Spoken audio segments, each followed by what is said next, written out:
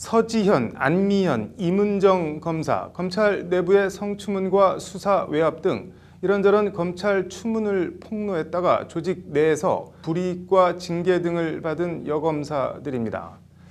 앞으로는 검사가 검사 이름을 걸고 검찰 안팎의 문제에 대해 공개적으로 의견을 표명하기가 좀 수월해질 수 있을까요?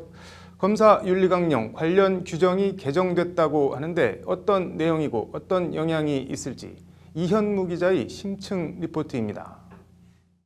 오늘 개정된 조항은 검사 윤리강령 제21조 외부 기고 및 발표에 관한 원칙 조항입니다.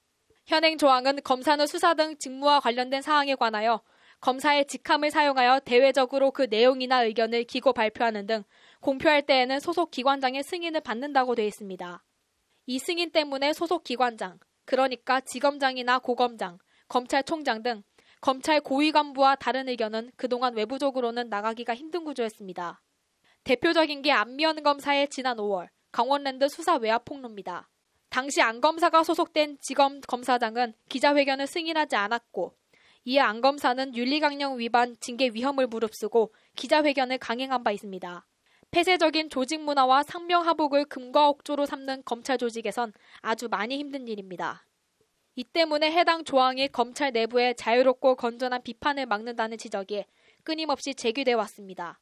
이와 관련 법무부는 해당 조항 승인을 받는 날을 신고하면 된다로 개정했다고 오늘 밝혔습니다.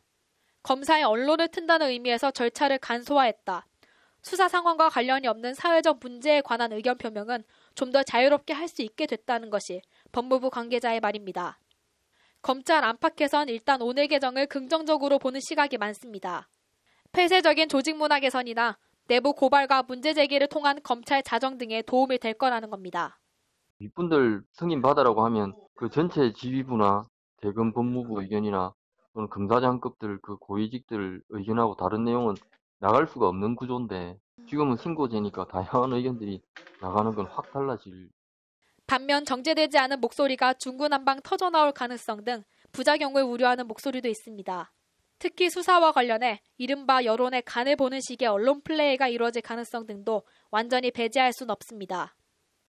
언론 플레이를 할 수가 있죠. 의도적인 언론 플레이를 하는 거죠. 언론에 흘려가지고 언론에 자기가 기고를 해가지고 간을 본다든지 그 여론몰이를 한다든지 그럴 수가 있는데 법무부는 이런 점을 감안해 수사에 관한 사항은 인권 보호를 위한 수사 공보 준칙을 적용해 피의 사실 공표 등 문제가 발생하지 않도록 보완책을 마련했다고 밝혔습니다.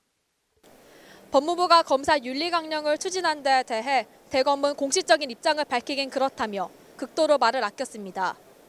법무부가 윤리강령을 추진한 취지처럼 검사들은 언로가 트일지 알아서 윗사람의 눈치를 보는 방향으로 갈지 시행 결과가 궁금합니다. 법률방송 이현무입니다.